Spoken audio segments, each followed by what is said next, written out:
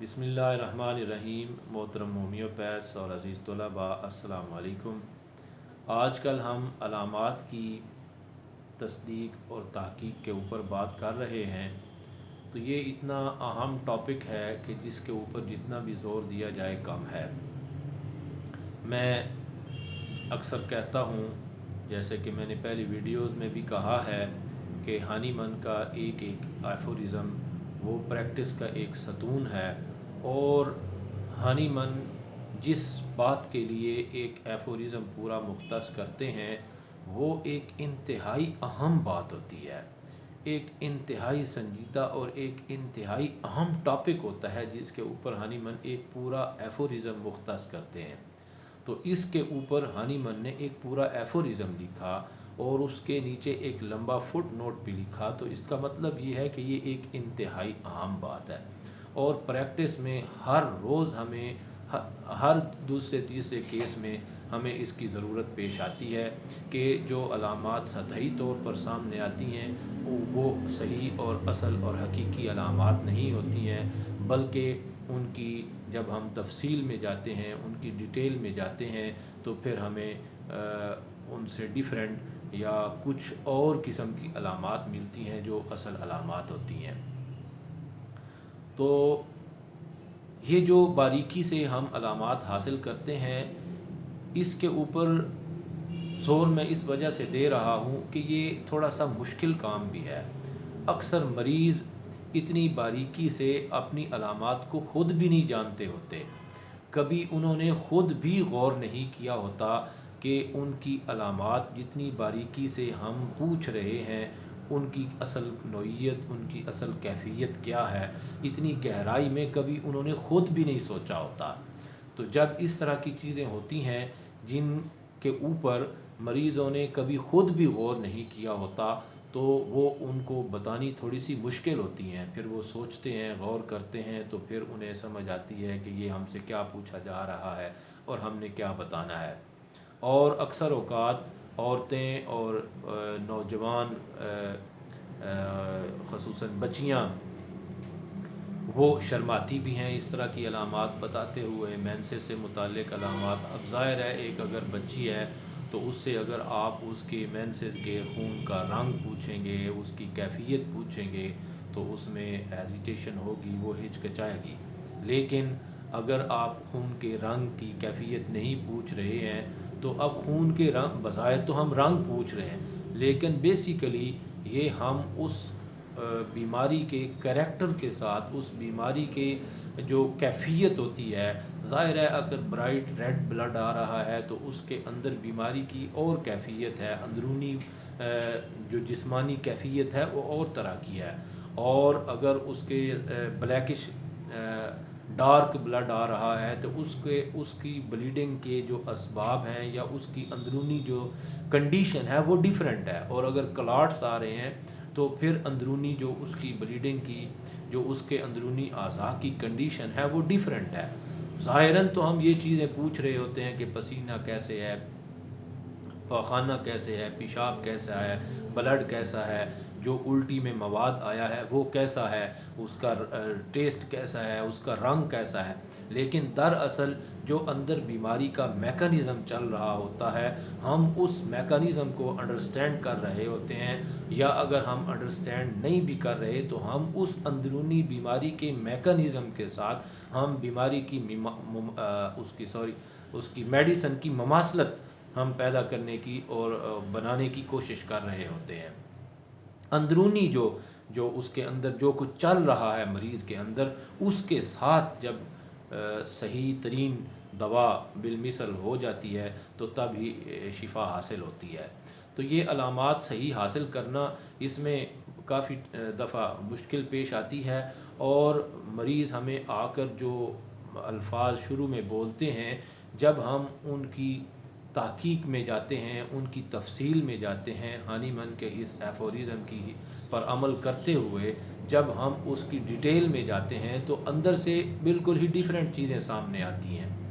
ابھی کل میرے پاس ایک کیس آیا ہے جس میں ایک بچی ہے 15-16 سال کی، تو اس نے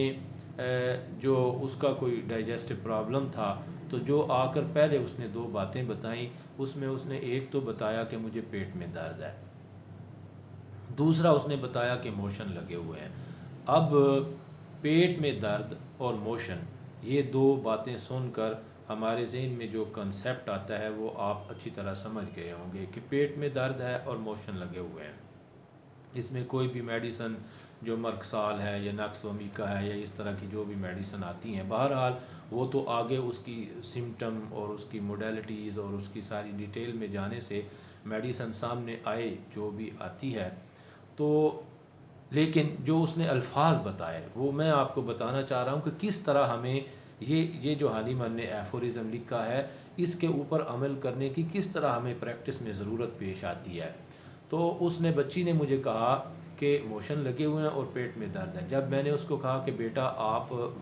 ذرا ہاتھ رکھ کے بتائیں کہ کس جگہ پر درد ہے، تو اس نے پیٹ کی بجائے معدے کے اوپر ہاتھ رکھا۔ تو اب آپ یہ سمجھ سکتے ہیں کہ اگر آپ یہاں پر یہ سمجھ لیتے کہ یہ پیٹ میں درد ہے اور اس کی اس کی تفصیل میں نہ جاتے اور اس کو کلیئر کیے بغیر کہ کس جگہ پر درد ہے اگر آپ آگے چل پڑتے تو وہ ظاہر ہے کہ وہ اس کا نتیجہ وہ صحیح نہیں نکلنا تھا۔ تو دوسری بات جو اس نے مجھے بتائی کہ موشن لگے ہوئے ہیں، تو میں نے اس سے پوچھا کہ بیٹا آپ ذرا مجھے اس کی تفصیل بتائیں، تھوڑی سی ڈیٹیل بتائیں کہ موشن جو ہیں وہ کس طرح کے ہیں، کتنی دفعہ دن میں موشن آیا ہے۔ تو اس نے کہا جی 5-6 دفعہ مجھے موشن آیا ہے۔ تو اب جو ظاہر کانسیپٹ بنتا ہے وہ یہی ہے کہ ڈائریا ہے، اسہال ہے، جو موشن جو کہہ رہی ہے، موشن سے عام طور پر یہی ذہن میں بات آتی ہے۔ میں نے جب اس سے پوچھا کہ بیٹا آپ مجھے کیفیت بتائیں کہ پاخانے کی کیفیت کیا ہے، پاخانہ کیسا ہے، مطلب ہے پتلا ہے یا نارمل ہے یا اس میں بدبو ہے یا اس کا مطلب ہے کس ٹائپ کا پاخانہ ہے، تو اس نے مجھے بتایا کہ پاخانہ سخت ہے۔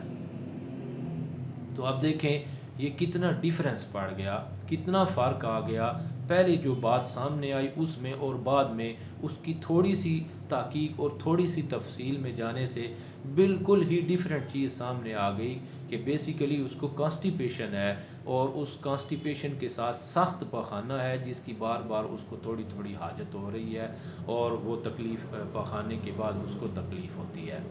تو کہنے کا مطلب یہ ہے کہ جو مریض ہمیں علامات بتاتا ہے جب تک ہم ان کی اچھی طرح تحقیق نہیں کر لیتے اور ان کی تفصیل میں جا کر ہانیمن کے اس ایفورزم پر عمل کرتے ہوئے ان کی اچھی طرح تصدیق نہیں کر لیتے اور ان کو بالکل کلیئر کر کے ہم سمجھ نہیں لیتے، تب تک ہم دوا تجویز کرنے کے مرحلے میں داخل ہی نہیں ہوتے ہیں۔ سب سے پہلا کام وہ صحیح ترین علامات حاصل کرنا، اور سب سے پہلا جیسے کہ میں نے پہلی ویڈیوز میں کہا کہ سب سے پہلی بات تو یہ ہے کہ مجموعہ لینا، جو تکالیف مریض لے کے آیا ہے اس کے ساتھ اس کی باقی ساری جسمانی ذہنی علامات لینا، اور پھر اس مجموعے کی پھر تفصیل میں جانا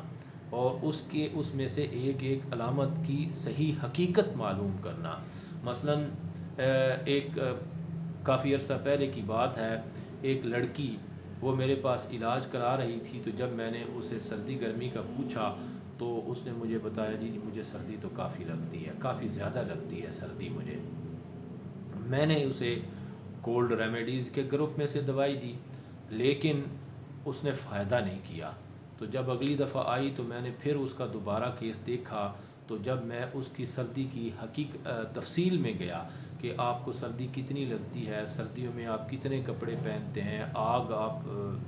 جلاتے ہیں یا ہیٹر کے پاس بیٹھتے ہیں نہیں بیٹھتے ہیں، تو جب اس کی تفصیل میں گیا تو پتہ چلا کہ اس سے گرم کپڑا تو برداشت ہوتا ہی نہیں ہے،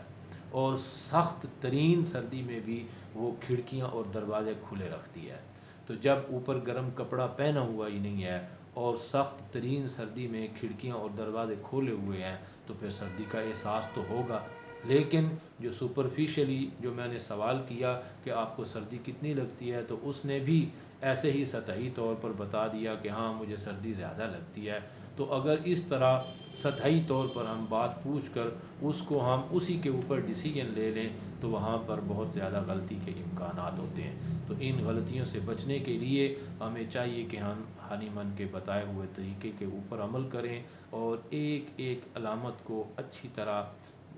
اس کی تحقیق کریں اور اس کو کنفرم کریں اور اس کی بالکل کلیئر کٹ اس کی جو صورت ہے وہ ہم اپنے وہ سامنے لانے کی کوشش کریں، اور جب ایک ایک علامت کی کلیئر کٹ جو اصل کیفیت ہوتی ہے وہ سامنے آ جاتی ہے تو پھر دوا منتخب کرنا مشکل نہیں رہ جاتا۔ انشاءاللہ تعالی ہم بات چیت کرتے رہیں گے کیس ٹیکنگ کے اوپر۔ آپ اگر پہلی دفعہ ہماری ویڈیو دیکھ رہے ہیں تو آپ ہمارا چینل ضرور سبسکرائب کریں اور بیل آئیکن کو ضرور پریس کریں تاکہ ہماری ہر ویڈیو آپ کو بر وقت ملتی رہے، اور ان کو ویڈیوز کو لائک اور شیئر بھی کریں تاکہ یہ ہومیوپیتھی کا علم زیادہ سے زیادہ لوگوں تک پہنچ سکے۔ بہت شکریہ، اللہ حافظ۔